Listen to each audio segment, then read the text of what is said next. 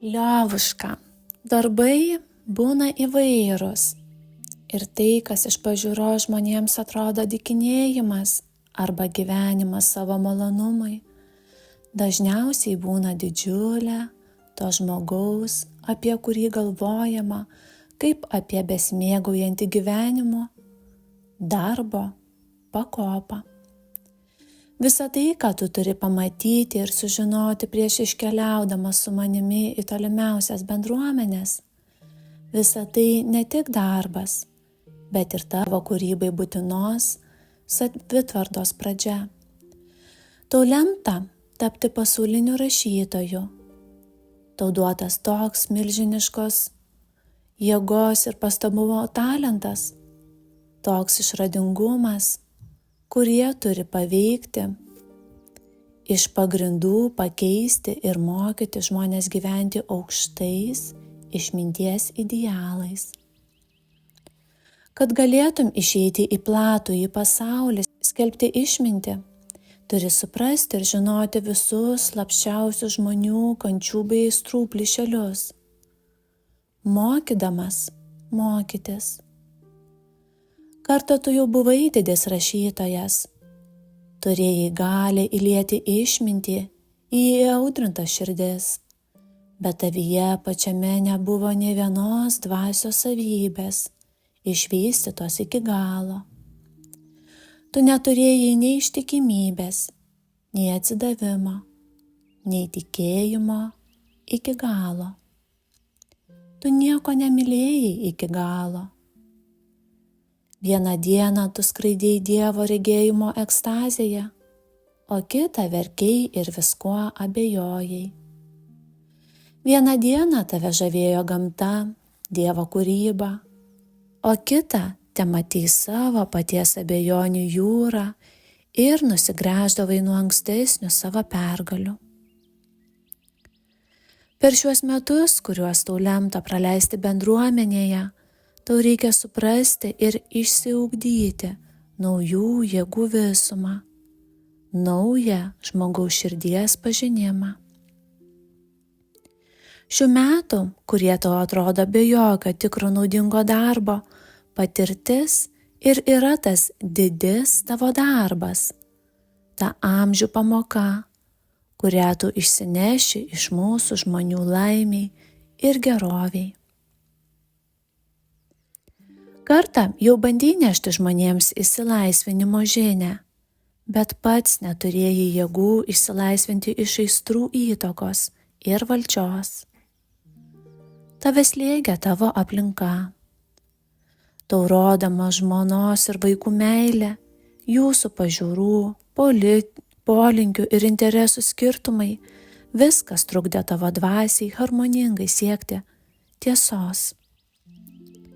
Atmes dabar smulkes mintis, prie kurių tave pripratino tavo gyvenimo suvokimo vienoje žemės platmėje psichika.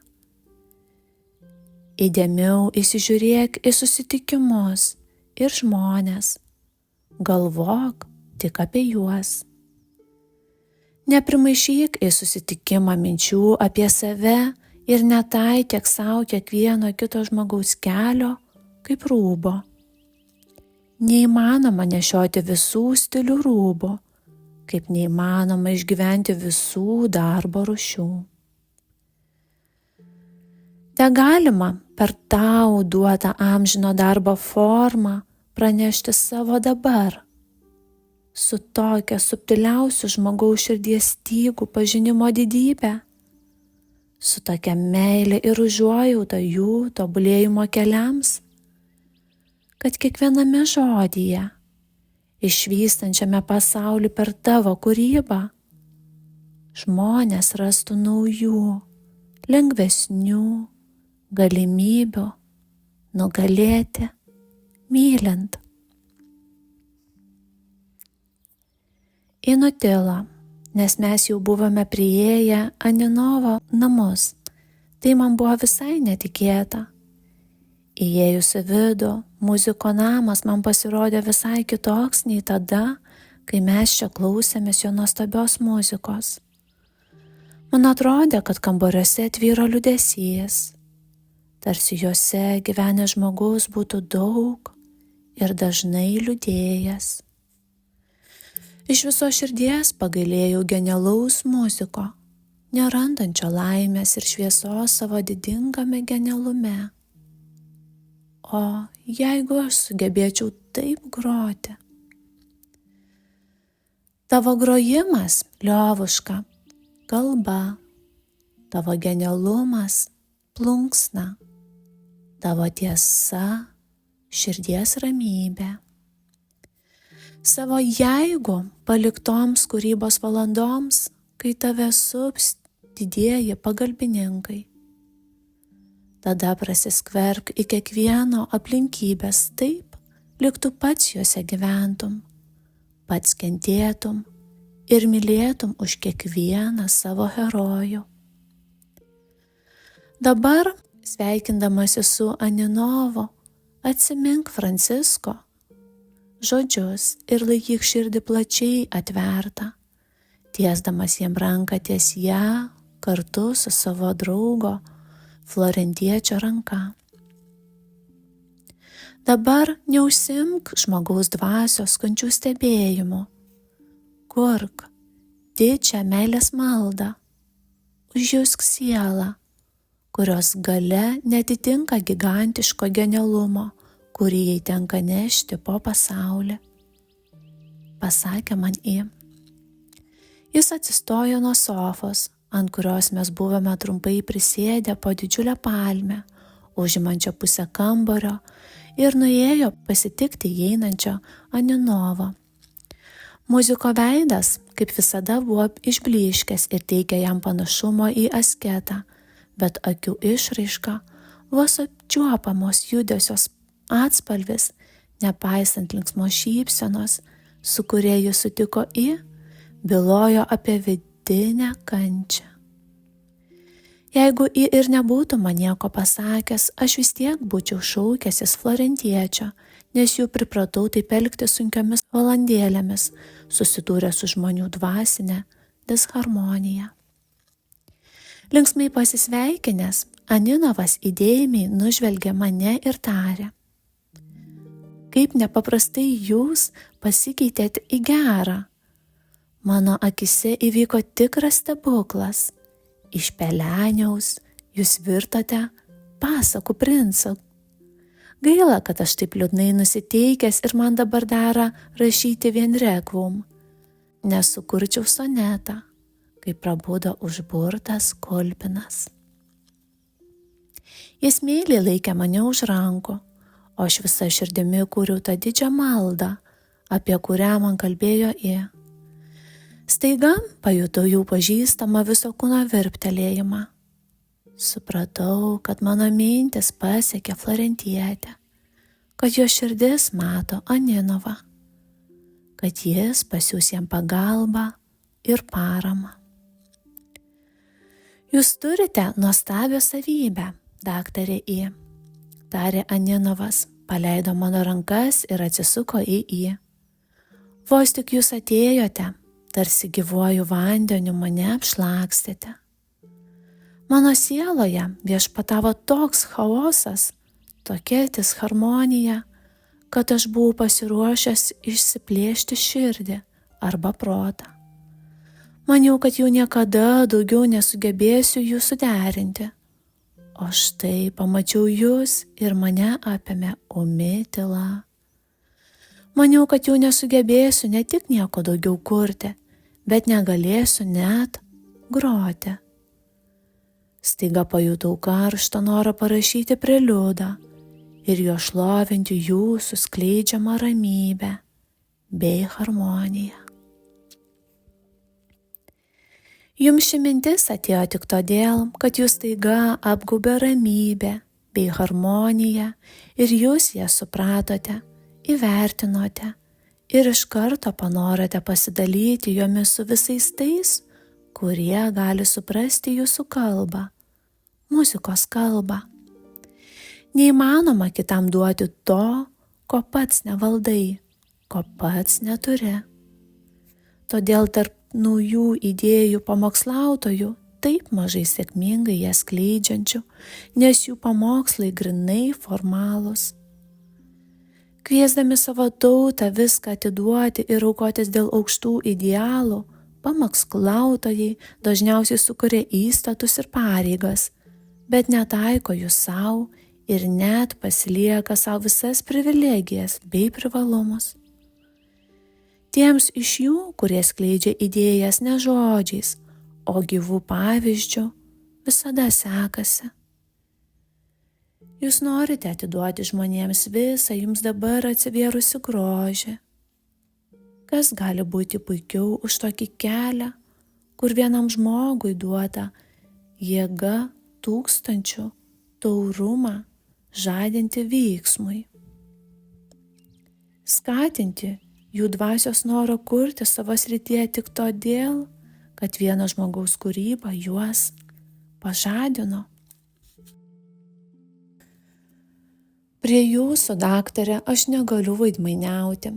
Jūs manote, kad visą savo kūrybą, visą savo gyvenimą aš skiriu žmonių laimei ir geroviai? O, jeigu iš tikrųjų galėčiau tai pasakyti. Tiesa, būna periodų, ilgų proveržių, kai aš gyvenu grožio mintimis, kai džiaugiuosi turėdamas ką pasakyti garsų kalba. Ir tada, tai nuostabiais periodais, būnu laimingas. Tada suvokiu, kad tarnauju savo broliams, žmonėms, kaip galiu ir sugebu. Manęs nejaudina politika, socialinės ribos, vagystės, skurdas, apgaulė. Tada aš visas gyvenu kosminį gyvenimą. Stoviu ant amžinybės slenksčio, matau ir jaučiu jos didybę. Mano asmeninės jėgos atsitraukia nuo žemės gyvenimo. Tada aš siunčiu mylimai žemei skambantį dangų. Tada suvokiu savo vietą visatoje ir žinau, kad meilės jėga neša mane ir aidi manyje dėl žemės, dėl žmonių, dėl švento darbo, kelti aukštyn žmogaus dvasią. Tais periodais suvokiu save kaip žmogų, tai yra žmogų per amžių amžius, nešantį Dievo dalelę. Aninovas plačiais žingsniais vaikščiojo po kambarį.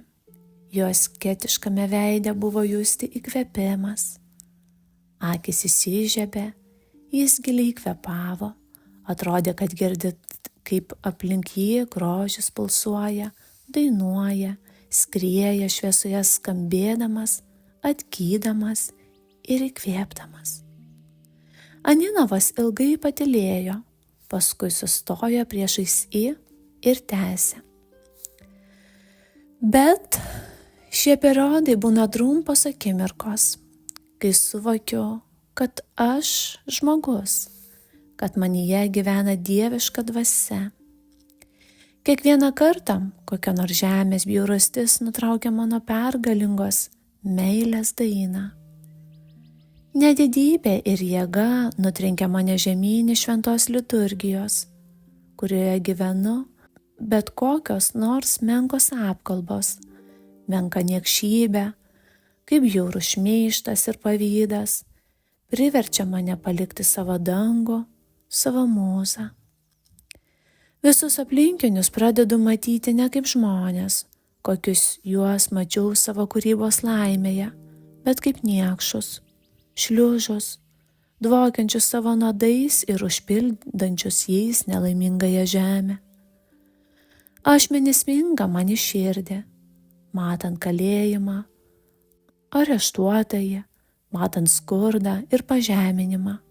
Aš gyvenu karališkoje prabangoje, kai tuo metu dejuoja ir vargsta mano tauta. Botagas čaižo tuos, kurie gyvena su Dievu. Botagų čaižo tie, kurie gyvena su Dievu. Nelaimingoji, užsitraukusi gėdą, be santokos gimdydama patvoryje, taip pat gyvena su Dievu. Nelaimingieji baudžiaunikai, už menkus rublius parduodami kartu su vaikais, gyvena su Dievu? Ir jūs gyvenate žemėje, kalbate apie meilės ir ramybės jėgą. Ir jūsų pagalba, ar jaučia ją žemės nelaimingieji? Man jūs padėjote ir padedate. Nebūtų jūsų ir šventos jūsų bendruomenė žemės, kurioje aš randu jėgų atgauti formą, nepragyvenčiau nė metų, mirčiau iš siaubo nuo tų kančių, kurias matau, kurių nenoriu matyti. Jūs sakote, aš turiu savo kalbą, kurią skatinu žmonės veržtis į šviesą. Ak, jeigu jūs įžvelgtumėte tą tamsą, kuri viešpatauja mano smegenyse. Neturėjau jėgų išgyventi savo tautos kančių, pabėgau į Ameriką, kad ten rasčiau jėgų gyventi. Aš jų neradau, mačiau tas pačias kančias, tiesa kitokias, bet ne mažesnės kančias, ne mažesnį skurdą ir skirtumus nei mano tėvynėje.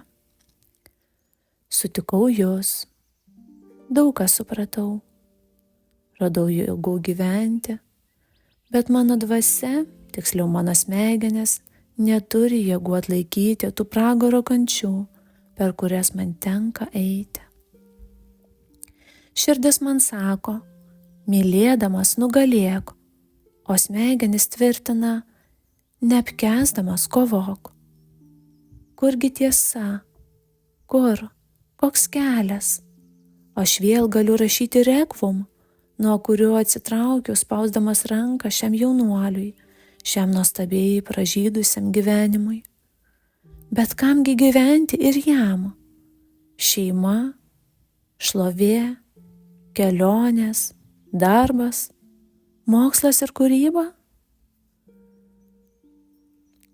Animnovas numojo ranka ir vėl ėmė žingsniuoti po kambarį. Dabar jis buvo panašus į fanatiką. Jo žvilgsnis klaidžiojo, akis degė, jis iki skausmo grąžė savo didelės puikias rankas, kurios buvo pasiruošęs ištiesti į dangų besimelsdamas iš meilės Dievui, kaip ir besiginčydamas, keikdamas, sugniaužti grėsmingam mostui. Ar atsimenate, draugė, kaip kartą Niujorke prieš koncertą visa salė laukė jūsų daugiau nei 40 minučių, o jūs vis nėjote į sceną? Ar atsimenate, kaip aš tada atėjau pas jūs, į jūsų persirengimo kambarį? Kaip keli mano žodžiai perduoti jums nuo florentiečio pakėlė jūs virš asmeninių išgyvenimų, kurie jums atrodė esą piliečio pareiga ir didžiausia džentelmeno garbė? Ar prisimenate, kaip pasikeitė tada jūsų psichika, kaip visas asmeninis maištas, kurio buvote kupinas, iš karto pasirodė jums menkas, nevertas kuriančio žmogaus, ir kaip atvirkščiai supratote savo nusikalstamą atsainumą jūsų kantriai laukiančiai ir jūs dievinančiai publikai. Tada jūsų dvasinis gyvenimas, kūrėjo ir muziko gyvenimas, kabojo ant plaukelio. Jūs galėjote likti savo persirengimo kambaryje ir visai neišeiti pas jūsų laukiančią minią. Tada jūs pats būtumėte sudeginęs visų savo amžių darbo vaisius asmeninio, egoistinio maišto lauže. Ta akimirka jums būtų sudegęs visos grožio kelias. Jūs nebūtumėte daugiau galėjęs ne tik vienyti žmonių, bet jums būtų užsivėręs skambantis dangus. Jūs sakote, kad neturite jėgų nešti kryžių per savo kūrybos etapus. Bet menas, kiekvienas žingsnis pirmyn jame sunkus tik tam žmogui, kuris pasičiupo iš dangaus raudonos ugnies kąsnį, prieš tai nepasirūpinęs tokia savitvarda, su kuria širdies tyrumas prilygsta dvasios jėgai. Jeigu jūs kasdienybėje kiekvieną akimirką gyventumėte prie amžinybės ribos, žinotumėte, kad žmogui visatoje nėra dviejų atskirų pasaulių, nėra dviejų vietų jo kūrybai ir tarnavimui žmonėms. Jūs neatskirtumėte žmonių nuo tų švytinčių genijų, kuriuos matote kūrybos valandomis, bet tvirtai žinotumėte, kad kiekviena akimirka tėra ir tegali būti vien amžinybės dvelksmas. Aš klausiu jūsų, kas verčia jūs kentėti dėl žmonių įėdo? Apsidairykite, pagalvokite ir pamatysite tik tuos nepasitikėjimo plyšius savo paties pasaulėžiūroje, kuriuos jūs pats praplečiate, liedamas irslumą ir daugindamas juo žmonių išskiriamus nuodus. Pažiūrėkite, gyvenimas šiuose namuose buvo nesudrumsčiamai ramus, kai jūs čia įžengėte. Pirmiausia, jūs pasakėte, pagaliau aš radau ramų kampelį, čia galėsiu kurti. Ar daug ramių kūrybos dienų čia turėjote? Jūs jaudina tėvynė, liaudės skurdas ir neramumai, menki žmonės, apgaulė ir vaidmainystė. Juk dabar visa tai fiziškai yra toli nuo jūsų, bet audringai kunkuliuoja jumise pačiame. Jeigu galėtumėte pamatyti save, pamatyti tą ugnies žiedą, kuriame vaikštote kaip lauže ir kurį pats sukūrėte, jūs apimtų siaubas ir nusivylimas. Jūsų rekvum, ko gero, būtų baigtas jau rytoj. Skleisdama žemėje garsus, kurie padeda žmonėms gyventi, jūs pamiršote apie disharmonijos jėgą, kuri čaižo žmonės kaip botagas tais atvejais, kai jūs kuriate išsikankinęs nuo savo paties disharmonijos. Pamastykite, ar tam duotas talentas, kad juo čaižytumėte žmonės. Genijui nepakanka žinoti savo vietą visatoje. Genijus turi dar ir pareigas, skirtingas nei kitų žmonių. Genijus, skleisdama žemėje savo genialumą, negali atitrūkti nuo lengvo džiaugsmo, būti šviesos šaukliu.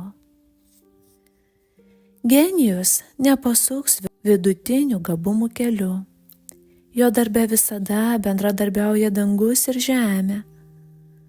Bet darbas kaip laimė gali pavirsti jam bausme, jeigu jis pakeitė svorio centrą ir siela tapo silpnesnė už jo genijaus jėgą.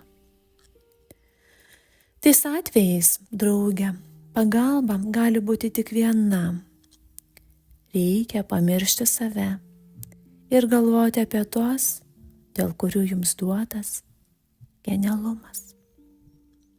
Praėjusį kartą jūs man pasakėte, aš negaliu, nenubaustas, nusileisti ant žemės. Taip, jeigu jūs nusileisite ant žemės, tai visada bus tragedija. Asmeniškai jums tai bus bausmė ir prakeiksmas, jūsų genijui praradimas, o žmonėms netektis. Nes genijus tai žmogus netitrūkstantis nuo tų, kurie kartu su juo kuria. Kurti, o tai nereiškia visada nugalėti arba nuolat būti užsiėmusiam savo darbu, jo detalėmis.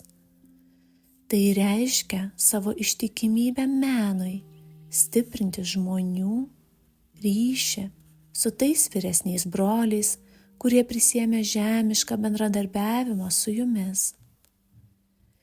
Kiekvieną kartą, kai jūs sulaikydavote genialų įkvėpimą arba švaistydavote jį veltui ir nepasiekdavote tikslo, jūs palikdavote meilės energiją neišnaudotą. Ir ji grįždavo į savo pirminį šaltinį, net nešusi žmonėms naudos ir laimės, nes jūs, jos imtuvas, neturėjote jėgų jos priimti ir perduoti sutiktiesiems. Jūs piktinatės melu, apgaule, vagystėmis.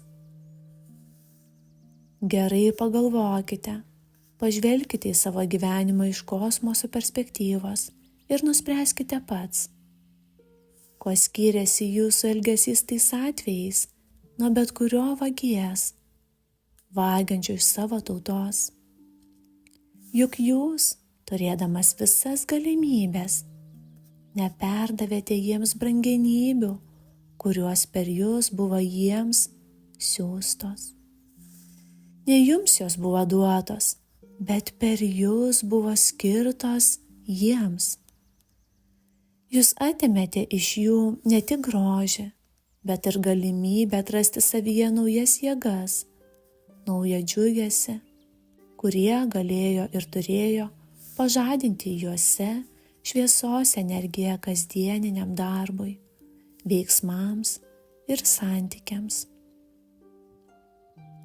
Nestovėkite dabar taip apstulbęs drauge, padarykite išvadas ir nepamirškite jų ateityje. Kuo dvasiškai aukštesnis žmogus, juo daugiau jis turi galvoti apie tuos savo brolius, kurie mažai teturi dvasinių galimybių. Jaudinkitės ne dėl jų materialinio, bet dėl jų dvasinio skurdo, kurį jūs nekartą dar labiau skurdinote. Jūsų kelias ne politiko ar žemės pertvarkytojo, bet greitesnio dvasinės šviesos žmonėse žadinimo muzika kelias. Nepainiokite šių kelių. Galima ir reikia būti patriotu, bet kelias, kuriuo nešamas pilietiškumas, meilė tėvynei ir darbas jai, išlieka asmeninis kelias. Ir painioti darbo sektorius visai nereiškia plėsti sąmonę arba paversti savo darbą dar naudingesniu sutiktųjų sąmonėms.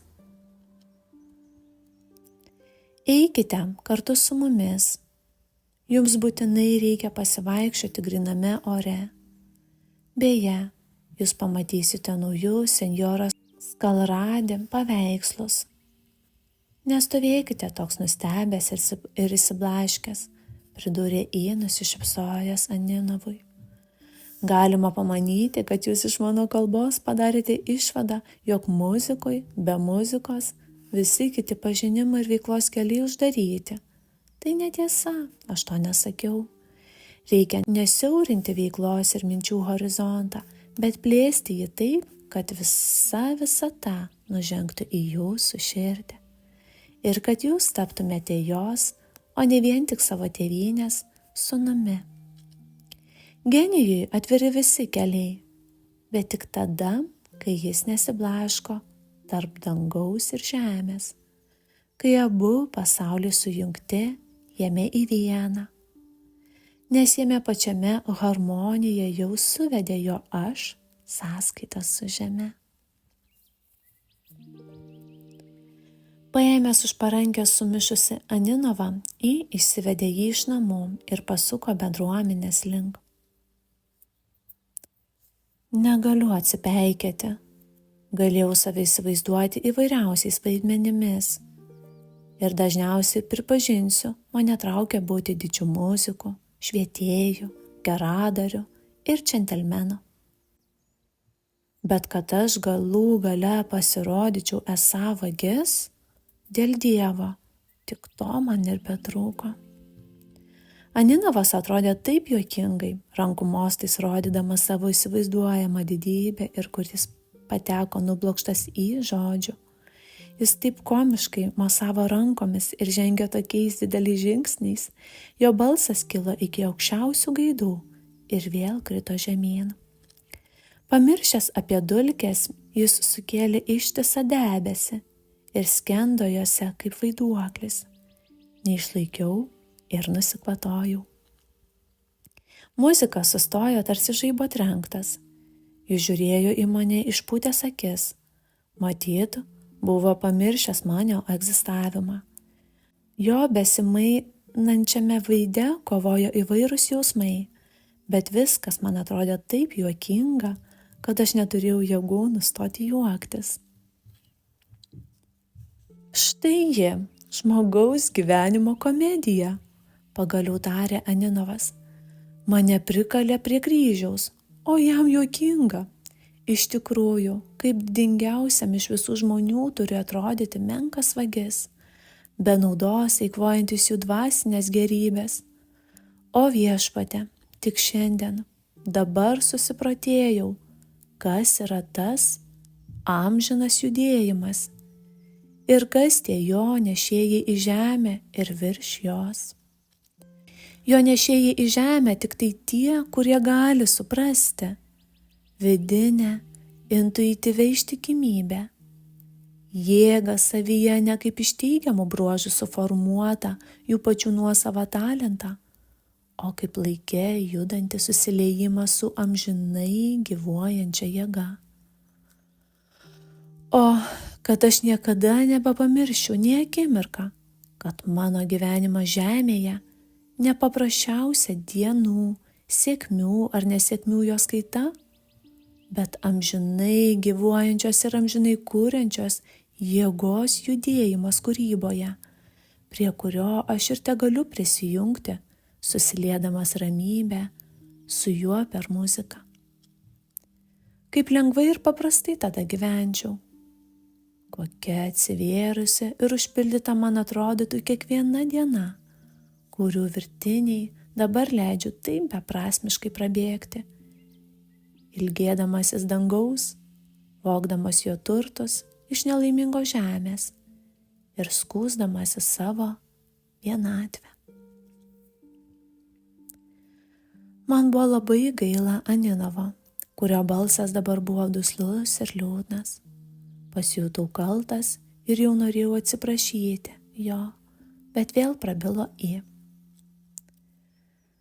Drauge, svarbu ne tai, kad jūs akimirką atsimenate ar pamirštate, jog esate aukščiausių jėgų šaukliai žemėje. Svarbu vien tai, kad jūs, genialus žmogus, prisimintumėte, jog turite dar ir pareigą dangui. Ir ši pareiga gyventi, kad širdis taip lengvai neapsiblaustų, patekusi jums svetimų emanacijų įtaka. Šių svetimų minčių smūgiai tik tada daužo žmogaus psichiką, jeigu silpna jo ištikimybė tiems, kuriuos jis pripažino aukštu savo palaimo šaltiniu, kurių idėjomis jis žavisi, kurių atsiverimą jis laiko savo gyvenimo laimę. Daug kūrybinio džiugesio jūs įžiebėte žmonių miniose, perduodamas jiems savo laimingą genialumą. Ne vieną kančių taurę išgėrėte, kol įžengėte į tą kūrybos pakopą, kurioje genialų žmonės girdimos ar matomos harmonijos šviesą gali atiduoti savo broliams. Jūs dažnai susimastydavote apie susitikimus su žmonėmis. Ne kartą stebėjote, kodėl neatnešėte laimės nė vienai gyvai būtybei šalia savęs, bet nesyk nesusimastėte apie susitikimus su žmonių miniomis. Kodėl ne karto nepagalvojote, kokia didelė jūsų laimė, kad galite vesti į šviesos šventovę, į meilės ir ramybės palaimą tas minias, kurios ateina jūsų klausyti. Kaip jūs įsivaizduojate savo žygdarbį pažadinti žmonių minias aukštiems jausmams ir jėgoms? Ar galite likti nebaudžiamas, jeigu paliksite žemėje tų minių tylą, jų trauką prie žemės smulkmenų? Paliksite juos be palaimos, džiugesio ir dėkingumo ašarų nuo jų jaučiamo didžio dangų švytėjimo jums grojant. Žmoguje sukeltas džiugesys, kaip ir siaubas, liūdesys, kančia. Viskas audžia ryšio giją, už kurią genijus atsakomybė kur kas didesnė negu paprasto žmogaus. Jeigu genijus ištraukia žmonės iš aistrų pelkės išvytinti taurumą bent valandai, kol jie klausėsi, skaitė, žiūrėjo, tai jūsų taurinti jausmai ir dėkingumas išaugs sieną aplink genijų, jeigu jo išdidumas ir valdžiaminiai tebuvo vieninteliai jo jausmai. Šiais atvejais genijus ryšys su žmonių miniomis gali tapti sunkia riba, tvirta pertvara tarp jo ir aplinkos, tarp jo ir mokytojų. Aš jau nekalbu apie tuos liūdnus atvejus, kai genijus suklaidina tūkstančių žmonių, įskiepija jiems įvairiausias ydas ir užtendo jiems kelią į harmoniją, įvairiausiais savo paties lūžiais, pateikęs juos kaip naujus tiesos ieškojimus, kad ir kokią kūrybos sritį tie lūžiai liestų. Jūsų sukeltas džiugesys, visos jūsų nubrauktos žmonių ašaros, aistros, liūdesys, jūsų muzika išgydyti ir paguosti, jeigu jūs nesidžiaugiate, kad galite juos nuoširdžiai, pagarbiai rinkti savo širdies taurę, trokšdamas paduoti šią kaip savo džiaugsmo ašarą, tyra kaip krištolas, kaip viešpats vynas, savo mokytojai. Jeigu jūs nemeldėte savo mokytojo sudeginti visas šias kančias jo liepsnojančios dvasios ugnyje, jos apsivys jūs, kurdamos naujas sąlyginumų pertvaras tarp jūsų ir artimųjų, tarp jūsų ir mokytojų. Nuo šios dienos, eidamas per rojalio, stovėdamas prieš minią, negalvokite daugiau apie savo perdavimo formą, savo temperamento ir jaudinimosi jėgą bei laipsnį. Galvokite apie momento, kuriame dalyvaujate, didybę. Pažadinti žmonėse naujas jėgas gyventi, jų veiksmams gyvenime atverti juose visiškai kitą kelią, vien todėl, kad juos pastumėjote. Išėjęs į sceną turite atminti vieną. Jūsų rankos liečia klavišus kartu su mokytojo rankomis. Garsai – tai skriejančios ir švytinčios kulkos, taikliai kertančios kiekvieną minioje. Apie tai, kaip jos kerta, kas sužeidžia ir perveria žmogaus širdyje, jums nelemta mąstyti. Jūsų reikalas – žinoti, kad nėra tuščios erdvės tarp jūsų ir tų, kurie savo dvasiniu atvaizdu nusileidžia kurti kartu su jumis.